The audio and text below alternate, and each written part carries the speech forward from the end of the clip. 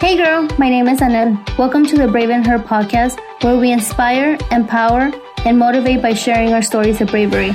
I strongly believe that by sharing our stories, we open ourselves to healing, but also serve to give hope and inspiration to those who are dealing with a tough situation. We will talk about all topics under the sun. Now let's hear your stories of bravery. Hey girl, thank you for being here today and listening to today's episode. In today's episode, we have someone so special to me, my friend Irma Miramontes. Hello. She's a wife, mother of 3, and a God warrior. So let me tell you before I introduce Irma and before she tells us about her story. Let me tell you a little bit of how I met Irma.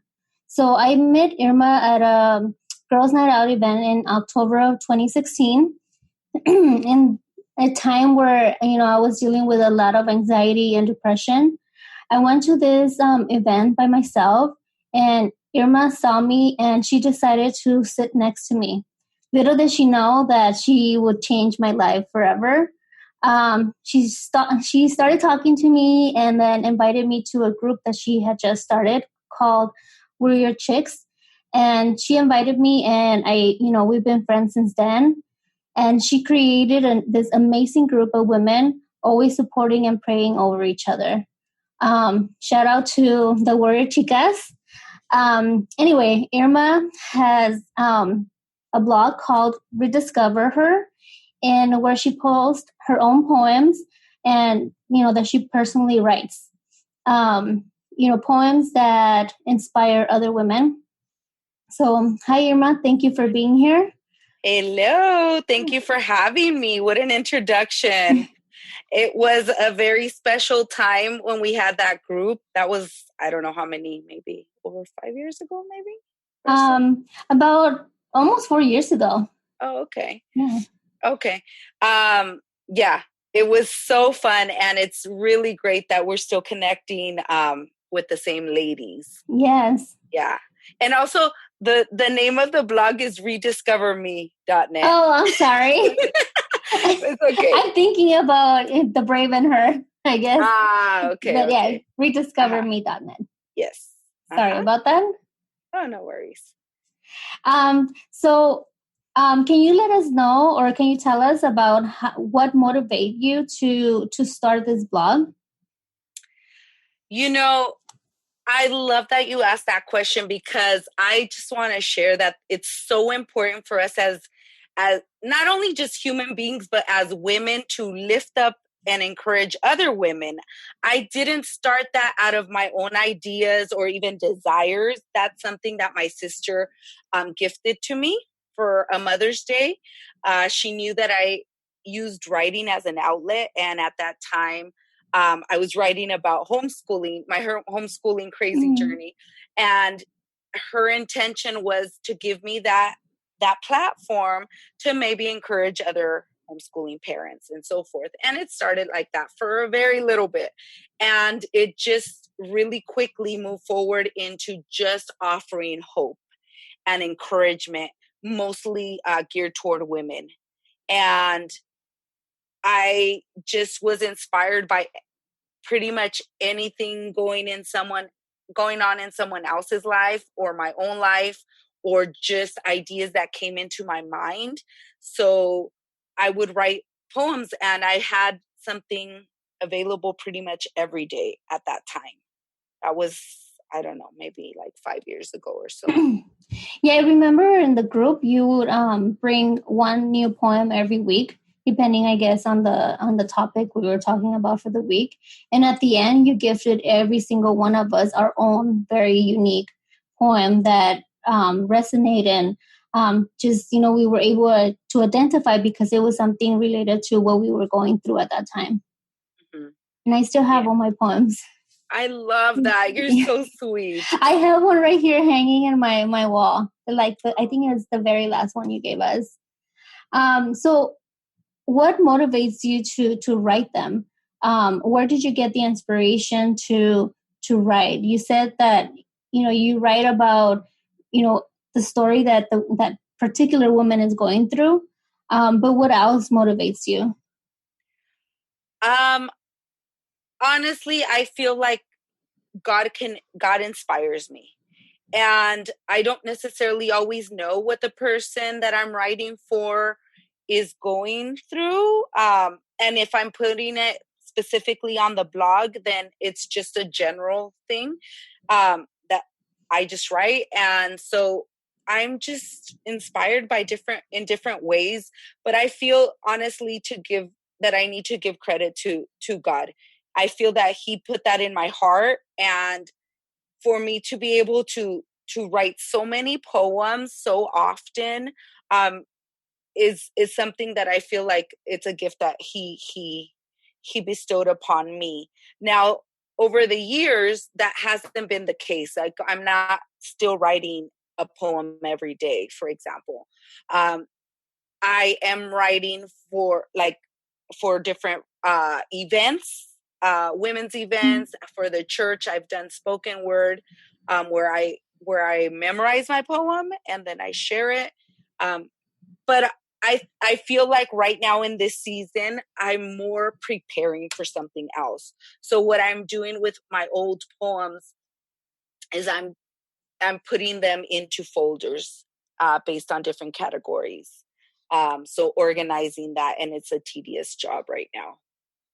Do you have any plans on what you want to do with them? Yes, and now I feel so much more confident in sharing this. This is a dream that I used to just hold in my secret place because I didn't have the confidence to share it, but I do have it now, and I do want to write a book. I want to put a book together with a collection of poems that I have. That would be the first one. I think that would be so amazing. Imagine how many women out there you can inspire through your poems. That would be the goal. That would be the ultimate goal, and that would be such a blessing. Oh my gosh.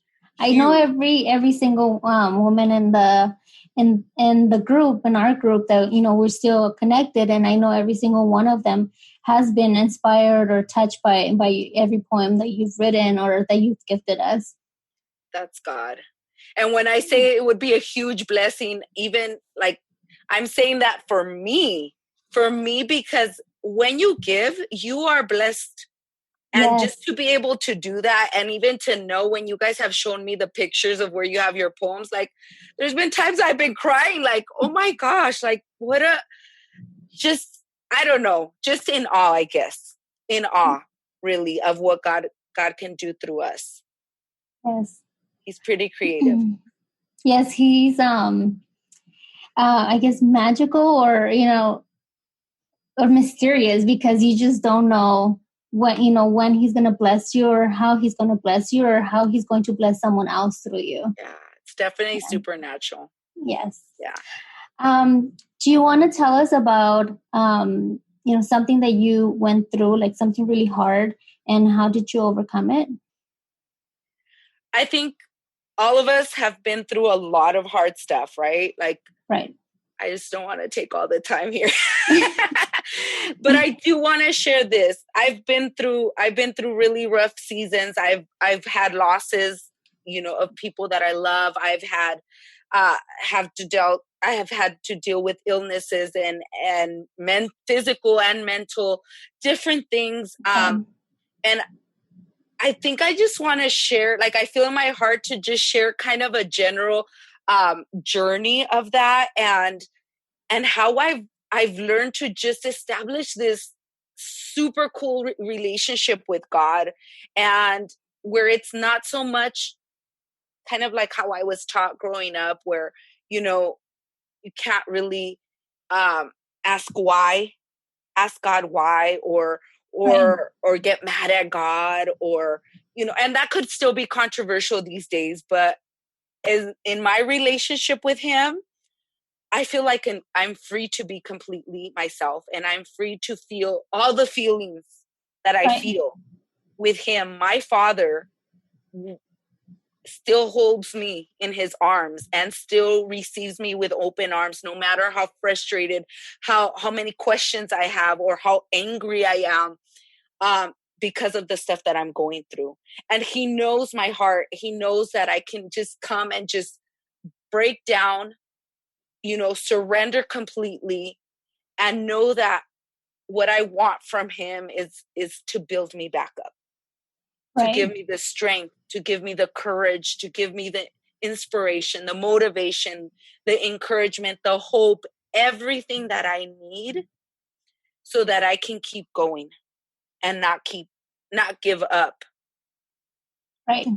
So that is definitely something that I've learned. The more that I come to him, the more that I know that I'm free to come to him in those ways. And being positive is not always the thing that I am. And sometimes I have, I shared with you that, I've had pity parties, many, many, many pity parties, and many just discouraging moments. And I've learned to allow myself to feel those things, because I'm not a robot. Like, I used to push through and push through and push through. And that's, to me, it's buildup. Yes. It builds up, and then there's some sort of explosion, and it's really horrible. So for me, it's like, okay, well, this is how I feel. And it's okay to own that. It's okay to let that sink in and sit there and let it out in whatever way I need to let it out. Obviously, like, I don't want to hurt other people, but if I'm going to God, then I'm going to him as my full self. Yes. And I think that's very important. I mean, one of the things that stuck with me from your group, like I mentioned before, is that, it's okay to have that pity party and, give yourself time to feel what you're feeling and go through those emotions. And then, let's say give yourself a day, go through it, feel sorry for yourself, and then, get up and keep going. And wash your face. I've actually done this. Get up, wash your face, pull your hair back, and say, I'm ready. Earrings on. Vámonos. And I think that's very important, because right now, we're going through so much, and we're often told that we have to be strong and we have to, be brave. And sometimes brave looks, doesn't look like how everyone else thinks it needs to look. Sometimes brave, it looks, how we want it to look, feel that feeling, and then, get up and do the thing, do whatever, you need to do. Absolutely. Sometimes we're going through something really tough. If we're going through like anxiety or depression, like in that season, and then we're listening to the voices that we should be doing this and we should be doing that. Take advantage of the time indoors. Be crafty. Organize this. Work on that. Work out. Yeah. You know what? It's sometimes just getting up is being brave. Right. Yep. It's really something, like, sometimes you just need to listen to those words. Just get up. Yep. Just get up today. Because it's tough. Like, it's okay to not be, at the top. Sometimes, as long as you're doing your best, I think sometimes your best is not that great compared to other times. Right. No. But it's your best that you can do at that time. Mm-hmm. Yes. Mm-hmm. Yeah. Exactly. God knows our heart, and, surround yourself with people who get you. That's big. Mm-hmm. Those are lifelines, friends and family who understand that, and reach out to them. Sometimes I've done this where I just am feeling really down for a couple of days. I've called somebody or I've texted somebody, and I did not want to say what I was going through. And I just said, I'm not in a good place. And the only reason I say that is just because I want you to check on me. Okay. Check on me later on. Yeah, that's me later on. Because we're not alone, and we don't have to necessarily share everything in that moment. I'm often very private, and I'll be able to share my stories more when I've already come out of it. Mm-hmm. But I am very willing to say, you know, I'm just going through stuff. Right. Pray for me or check up on me. You know, I need you in that sense. Yeah, I think that's very good advice. Just, just put yourself out there. You don't necessarily have to say what you're going through, but at least reach out to somebody and say, hey, I'm not doing okay. Yeah. Can you please check up on me? Yeah. And then, so how do you stay encouraged? So through, all this, everything you've gone through, how do you stay encouraged? You say, your relationship with God. But what else do you do? Do you, like read the Bible, journal, or, I don't know. But what do you do to stay encouraged? I do read the Bible, and I do pray and I do worship, I do those things. But in addition to that, I've learned to do the stuff that I wasn't doing before, and that really, it's my thing. How, as a, for me time, I guess, me time. So what do I love to do? I love to, for example, take a walk on the beach. I love to write. I love to hang out with friends. It's very encouraging for me. My love language is quality time. So it's very, very fulfilling for me to spend time with my girlfriends, for example. And those kinds of things, being also in trying times, in difficult situations or seasons, having someone to talk to is really important for me. That motivates me. Getting their feedback. I call it sometimes fun therapy, because it's also fun, well, it's coronavirus, but in other times, I go out to dinner. You and I have done that. And we went to the spa one of the times. Yeah. And we still talk about our issues and how, encouraging that is when we offer each other hope and so forth. That's very fulfilling for me. I've learned to watch out for myself, not only other people. Yeah, My mental well-being is important.